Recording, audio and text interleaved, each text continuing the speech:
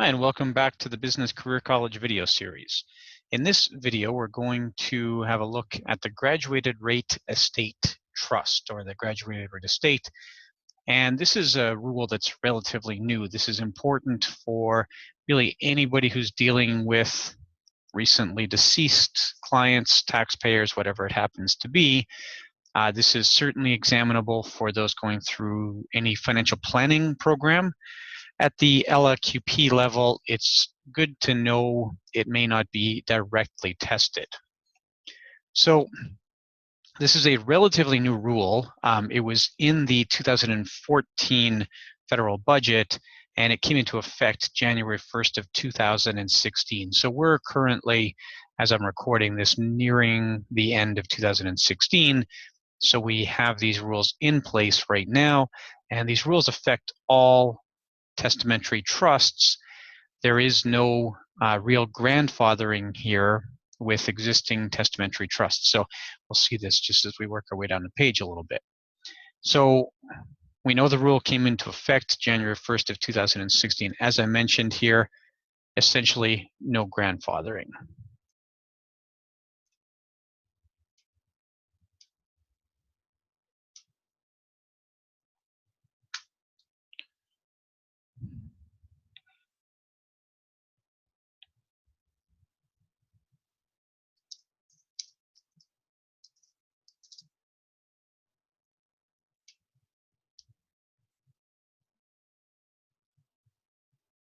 Okay, we have one graduated rate per estate, and this has to be created by the will. I mentioned this at the bottom of the slide.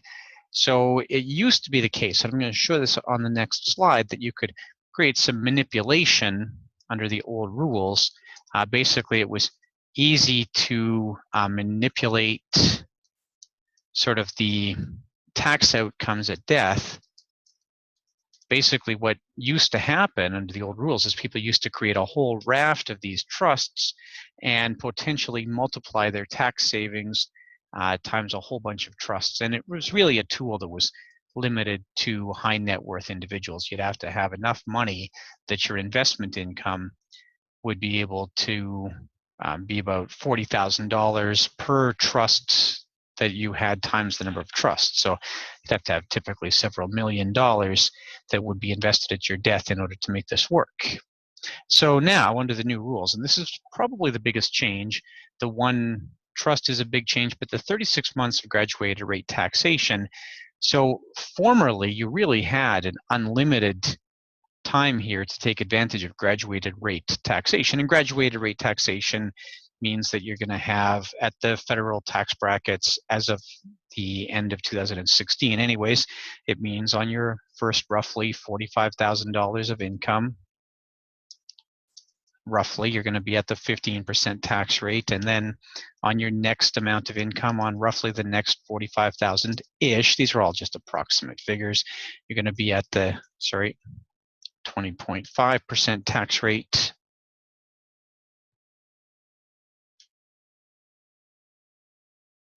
And then on your next roughly $50,000 or so of income, you're going to be at the 26% tax rate. And then between 130,000 to about 200,000, you're going to be, 140,000, I apologize, 140,000 to about $200,000 of income, you're going to be at the 29% tax bracket. And then, of course, the new thing that we have now is if you're over $200,000 of income, you're going to be at the 33% federal tax bracket. Plus, you'd have to add your provincial tax brackets. Don't forget about that.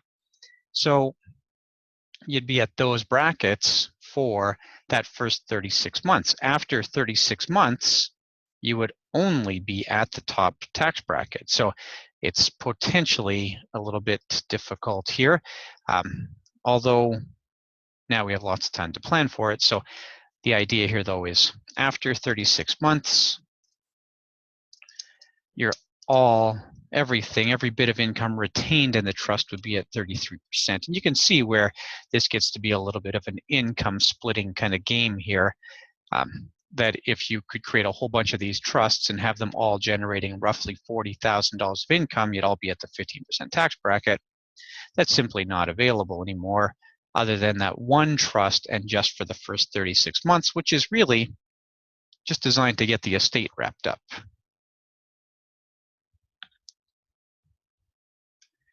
So then, after that 36-month mark, that's where you're at that December 31st year end. And this would be the same with any other trust. This rule, by the way, also applies to old grandfathered inter vivos trusts. If you have an inter vivos trust that was established prior to 1971, it also used to use graduated rates. That's no longer the case. So what that really means is, other than this GRE trust, and there's also an exception for, it's a type of testamentary trust. There's a certain type of trust here as well called a qualifying disability trust.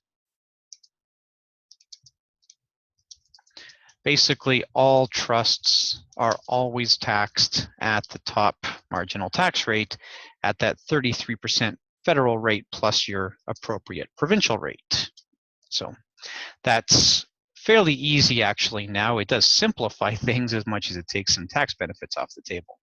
This trust has to be created by will. This would be of significant concern for the life insurance folks who might be watching this. That means that if you want to do this, it's only the estate that can do this. You can't use a life insurance beneficiary designation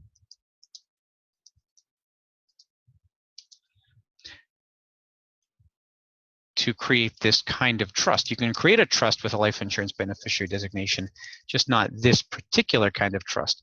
If you want to have life insurance proceeds left in this kind of trust, you can do it, but they would have to be paid through the will, which means that they would lose creditor protection. They'd be subject to probate, and there'd be a loss of confidentiality. So you might want those benefits, but there is a cost for doing that.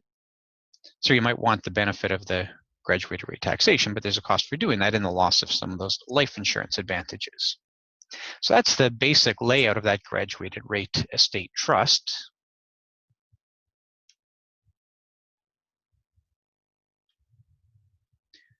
So we'll just take a second here to look at how this would actually work out. So you've got your trust created here, and this was created when our testator died. And now we have this will, and the will creates a trust. Okay, one trust, and the trustee here will be the executor or the estate administrator, whatever we happen to call this person, or executrix if female, of course. And you're going to have whatever the estate is, and that's what constitutes the property of the trust.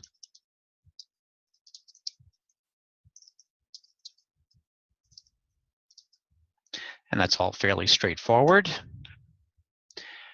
So then you'd have your beneficiaries, and again, those would be people named in the will.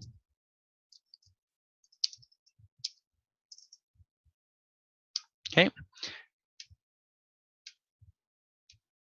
So now we have the will settled here, and we know that this is going to create a taxable disposition unless it's only the spouse,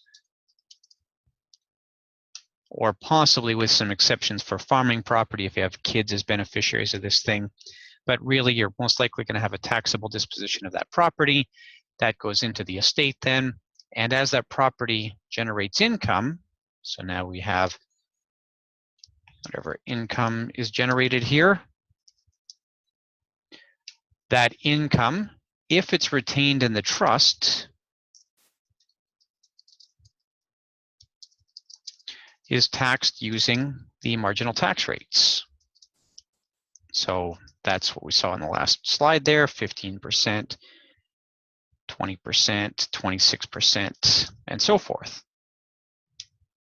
And that income would be then taxed at those low rates. If it's paid out to the beneficiaries, so if the income is not retained in the trust, if it's paid out to the beneficiaries, then it's just taxed at their rates. They would get a T3.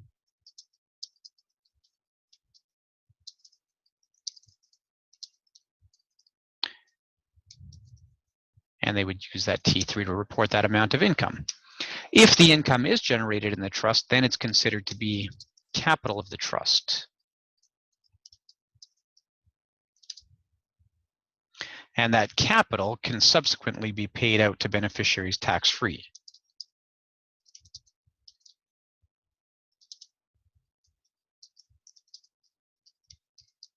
And that's really it. It's relatively straightforward.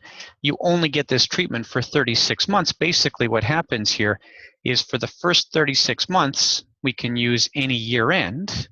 So in that first 36 months, and normally you have a year end that coincides with the death of the testator. And basically what happens then is once that 36 months expires, so after the 36-month mark, then we're going to move to a December 31st year end, no choice there. And we lose access to those lower tax rates. That is, everything would be taxed at 33%, as we saw in the last slide. That's it. So that's relatively straightforward. We're going to also delve into the qualified disability trust in a separate video, but you have to have this concept down really before we can dip into the qualified disability trust. I hope that that helps, and I hope that you do maybe go back and review some of the more basic trust taxation videos. You'll see this is a fairly substantial change. We're probably accustomed to that testamentary trust sort of across the board having that big tax benefit.